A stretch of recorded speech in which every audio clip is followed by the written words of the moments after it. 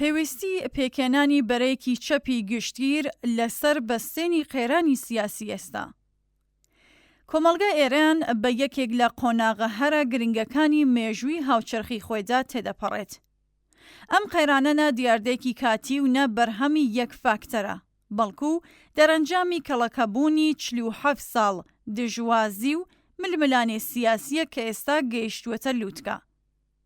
بەردەوامبوونی قێرانی ئابووری قوڵبوونەوەی کەلێنی چینایەتی لە کۆمەڵگایەکدا کە هەژاری و سامانێکی بێوێنە هاوکات پەرەیان سندووە، چڕبوونەوەی سەرکوتی سیاسی بەرامبەر بە هەر دەنگێکی ناڕازی و لە ئاسۆیەکی نزیکدا، مەترسیەکانی سەرچاوەگرتوو لە گرژی و ئاڵۆزیە ناوچەئی و نێودەوڵەتیەکان کە تێکەڵچوونی نیزامی لەگەڵ ئامریکای کردووە بە ئەگەرێکی واقعیتر لە هەر کاتێک هەلومەرجێکی خوڵقاندووە کە چیتر ناتوانرێت بە گرسنەبەری سیاسەتی ڕۆژانە و پرش و بڵاو چارەسەر بکرێت.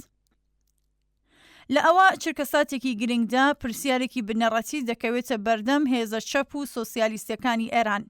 ئەویش ئەوەیەکە ئایا ئەو هێزانە ئامادەن وەک ئەکتەرێکی سیاسی یەکگرتوو و کاریگەر پێ بنە ناو گۆڕەپانەکەوە؟ وەڵامی ئەم پرسیارە بابەتی پێکاتنی بەرێکی چەپی گشتگیر وەک پێویستیکی سیاسی دەخاتە بەرنامەی کارەوە. لە ساڵانی ڕابردوودا لایەنە سیاسیە جۆراوجۆرەکان هەندێک هەوڵیان داوە بۆ پێکێنانی چەشنێک لە هاوپەیمانی و یەکگرتووی. ئەم هەوڵانە لەم دۆخە سیاسی ئێستادا خێراییکی زیاتری بەخۆیەوە گرتووە. هەر لە مەیل و ڕەوتی جۆراوجۆری سەڵتەنەت خوازانەکانەوە بگرە کە لە هەوڵی گەڕانەوەی مەشروعیەتی سەڵتەنەت لە بەرگێکی نوێدان تا دەگاتە کۆماری خوازانی لیبراڵ دیموکرات، سۆسیال دیموکراتەکان و هێز و لایەنە سیاسیەکانی چالاک لە بزووسنەوەی نەتەوەیەکان، هەمویان لەم بوارەدا کەوتونەتە جم و جۆڵ.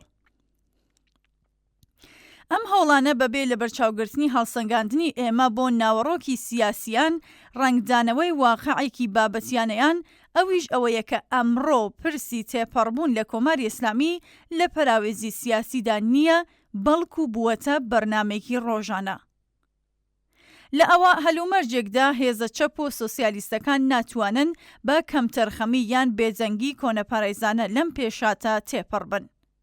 ئەگەر ڕەوت و لایەنەکانی تر لە هەوڵی جۆرێک لە خۆڕێخستنی سیاسیدان بۆ تێپەڕبوون لەم قۆناغا، غیابی چەپ بە واتای ڕادەستکردنی مەیدان بە هێزگەلێکەکە نوێنەرایەتی ئاسۆیەکی کۆمەڵایەتی و چینایەتی تەواو جیاواز دەکەن.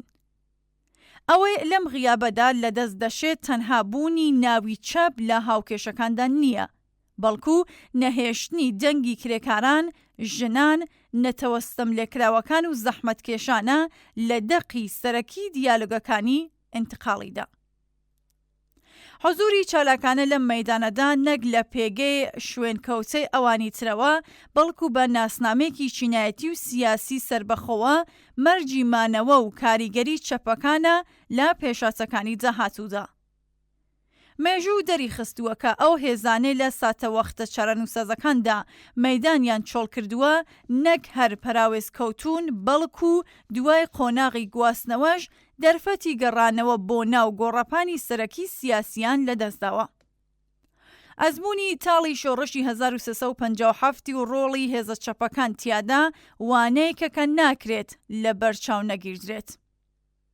بەڵام کۆمەڵگای ئێران وەک هەر کۆمەڵگایەکی تر کۆمەڵگایەکی چینایەتیە و خاوەن بەرژەوەندی و مەیل و بۆچوونی سیاسی فرەچەشنە.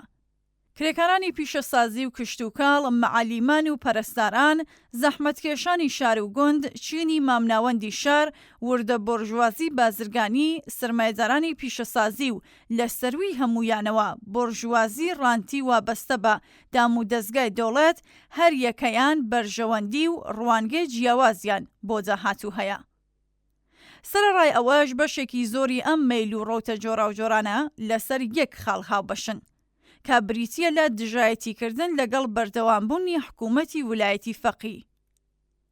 کۆماری ئیسلامی لە ماوەی 47 ساڵی ڕابردوودا بە سیاسەتی سەرکوتگەرانە و هەڵاواردن و جێبەجێکردنی ئابوووریەکی نێئۆلیبراڵی زۆرێک لە هێز و لایەنە سیاسی و کۆمەڵایەتیەکانی کردووە بە دژبەری خۆی. ئەم فرەچەشنیەی هێزە دەژبەرەکان هاوکات هەم دەرفەت و هەم هەڕەشەیە. دەرفەتە لەبەر ئەوەی زەمینەی یەکگرتووی و لە یەک نزیکبوونەوە لە دژی ستەم و سەرەڕۆیی دەرەخسێنێ و هەڕەشەیە چونکە بەبێ ڕێکخراوبوونی وشیارانە و بەبێ بوونی دەنگی چەپی ڕادیکاڵ قۆناغی گواستنەوەکە دەتوانێت ببێتە هۆی سەر لە نوێ بەرهەمهێنانەوەی هێژمونی چینایەتی لە فۆرمێکی تردا وەک ئەوەی لە وڵاتە جۆراوجۆرەکانی ناوچەکە و لە کاتی ڕووداوەکانی بەهاری عەرەبیدا بینیمان. مەسەلەی بنەڕەتی ئەوەیە کە چاپ بە چ قورسایی و بە چ یەکگرتوویەک پێدەنێتە ناو پرۆسەی گواستنەوە.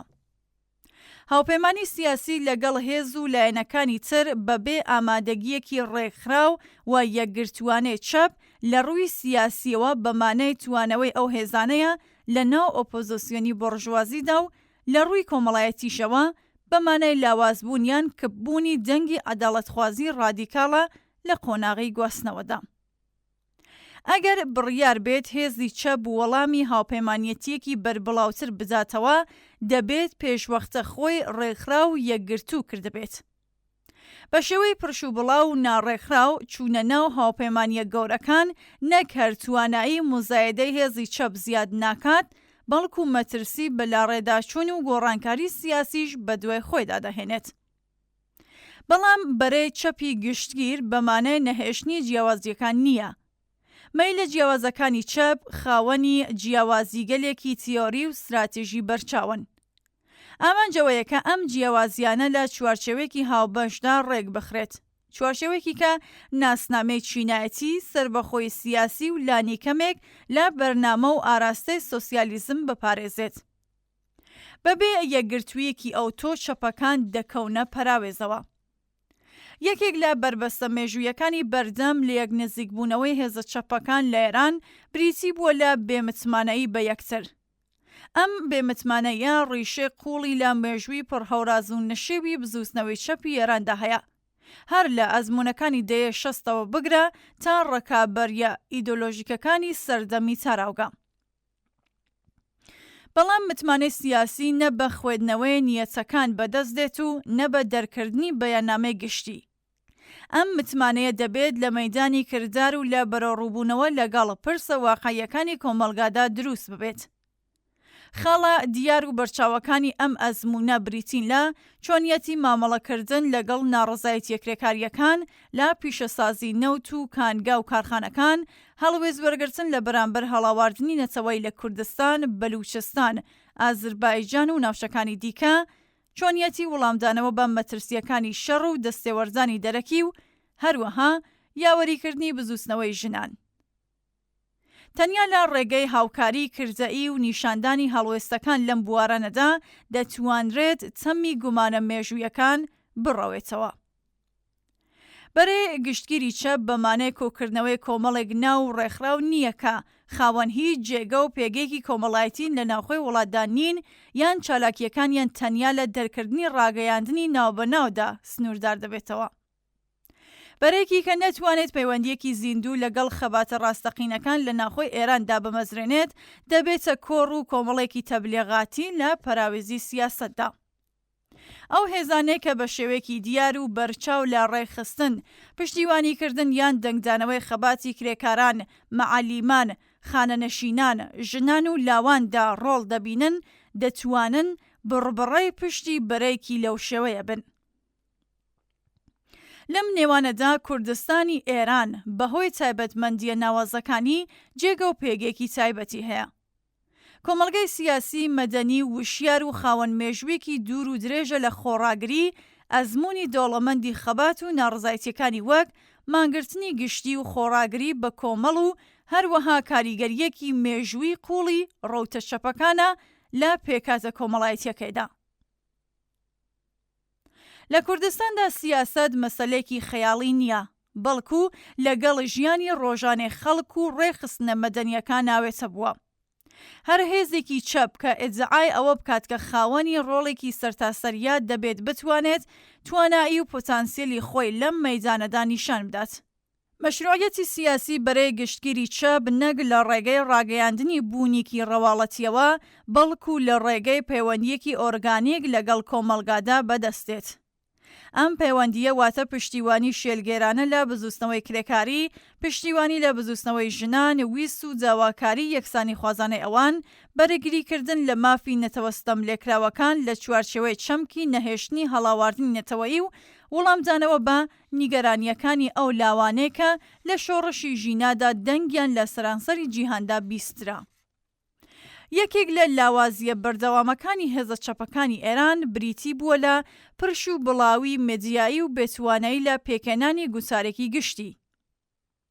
لە سەردەمێکدا کە مێدیا مانگی دەستکرد و پلاتفۆرمە دیجیتاڵیەکان ڕۆڵێکی بێوێنە دەگێڕن لە ئاراستەکردنی ڕایگشتیدا، ئەم پرش و بڵاویە تێچووی قورسی بەسەر ڕەوتی چەپدا دەسەپێنێت. دروستکردنی دەستگایکی مێدیای هاوبەش لەوانە تەلەڤیزیۆنی مانگی دەستکرد، کاناڵی شیکاری دیجیتاڵی یان پلاتفۆرمێکی هەواڵی هاوبەش دەتوانێت بەشێکی گرنگ بێت لە هەوڵەکان بۆ پێکێنانی بەرەیەکی گشتگیر و یەکگرتوو. مێدیایەکی لەم شێوەیە نەک هەر ئیمکانی هەماهەنگی زیاتر لە نێوان هێزەکاندا پێک دەهێنێت، بەڵکو بەکردەوە نیشانی کۆمەڵگاشی دەدات کە چەپی ڕادیکاڵ خەریگە قۆناغی پرش و بڵاویە مێژوویەکانی خۆی تێپەڕ دەکات کە ئەمە خۆی لە خۆیدا پەیامێکی سیاسیە. گفتوگۆکان بۆ پێکێنانی هاوپەیمانی هێزە چەپەکان پێویستە بە پلەی یەکەم تەرکیز بخاتە سەر پرسی استراتێژی و تاکتیک و سیاست. لەم خۆناغەدا تەنها خستنە ڕووی بابەتی تیۆری یان گەڕانەوە بۆ ململانە ئیدۆلۆژیە مێژوویەکان هیچ کۆمەکێک بە یەکگرتووی ناکات. دەکرێت لە نێو هێزە چەپ و سۆسیالیستەکاندا چەمگەلێکی بەرنامەئی بەرچاوی وەک ئازادی، یەکسانی، خۆشگوزەرانی کۆمەڵایەتی، دموکراسی شۆڕایی، یەکسانی جیندەری و نەهێشتنی هەڵاواردنی نەتەوەیی وەک بابەتێکی جێکەوتوو دابدرێت و تەرکیز بخرێتە سەر چۆنیەتی بەدەهێنانیان لەم هەلوو مەرجە تایبەتەی ئێستادا. ئەو پرسیارە سەرەکیانەی کە پێویستە لەم وتوێژانەدا وەڵام بدرێنەوە بریتین لە چ تاکتیکێک لە بارودۆخی شڕپوونەوەی سەرکوتدا کاریگەرترن؟ لە ئەگەری هەڵگیرسانی شەڕ چۆن هاوکات لەگەڵ دژایەتی بەرامبەر بە دەستێوەردانی دەرەکی لە بەرامبەر ستەم و سەرڕۆی ناوخۆیدا دەوەستینەوە؟ لە قۆناغی ئینتقاڵیدا چ فۆرمێک لە ڕێخستنی دەسەڵاتی سیاسی دەتوانێت ڕێگری بکات لە سەرلەنوێ بەرهەمهێنانەوەی هێژمونی چینایەتی؟ و هەروەها پێویستە چه هاوسەنگیەک لە نێوان خەباتی دەرەوەی وڵات و پەیوەندی لەگەڵ بزوستنەوەکانی ناوخۆدا بپارێزرێت؟ بارودۆخی سیاسی ئێستا ئێران قێراناوی و مەترسیدارە، چ لە ئەگەری سناریۆی پەرەسەندنی گرژیەکان لەگەڵ ئەمریکا و مەترسی شەڕ یان ئەگەری سناریۆی هەڵوەرین و لاوازبوونی ناوخۆی دەسەڵات. هەردوو ئاراستەکە دەتوانن کۆمەڵگا بەرەو خۆناغێکی پڕ لە ئاڵۆزی و ناسەقامگیری ئەوتۆ ببن کە تیادا دۆخی هێزە سیاسی ڕێکخرا و یەکگرتووەکان گەلێک باشتر دەبێت بە بەراورد لەگەڵ هێزە پرش و بڵاوەکان. چەپی ئێران بە درێژایی مێژووی خۆی گەورەترین فیداکاری لە کارنامەی خۆیدا تۆمار کردووە. هەر لە یادامەکانی دەیە شەستەوە بگرێت تا ساڵانێکی دوور و درێژی زیندانی و دەربەدەری. ئەو هێزانە تێشویکی زۆریان لە پێناو خەبات و تێکۆشانی خۆیان داداوە. بەڵام واقعیەت ئەوەیە کە فیداکاری بە تەنیایی بەس نییە. ئەوەی کە چەپی ئێران پێویستی پێەتی بریتیە لە گرێدانی ئەم سەرمایە مێژوویە بە پرسی خۆڕێخستنی ئەمڕۆوە. پێکێنانی بەرەی گشتگیری چەپ هەوڵێکە بۆ سەر لە نوێ بنیادنانەوەی هیوای کۆمەڵایەتی لەسەر تەوەری ئازادی، یەکسانی و خۆشگوزەرانی. ئارمانێکی کە ملیۆنان کەس لە بزوستنەوە کرێکاریەکان، بزوستنەوەی ژنان، بزوستنەوەی خوێندکاری، شۆڕشی ژینا و ئاخێزی مانگی بەفرەمبەر یەمساڵ لە پێناویدا هاتنە سەر شەقامەکان. ئێستا کاتی ئەوە هاتووە کە چەپی ئێران نیشانی بدات کە دەتوانێت لە مێژووی خۆی وانە وەربگرێت و وەک هێزێکی بەرپرسیار و ڕێکخرا و ئومێدبەخش وەڵامی پێداویستیە هەنووکەیەکانی کۆمەڵگا بداتەوە.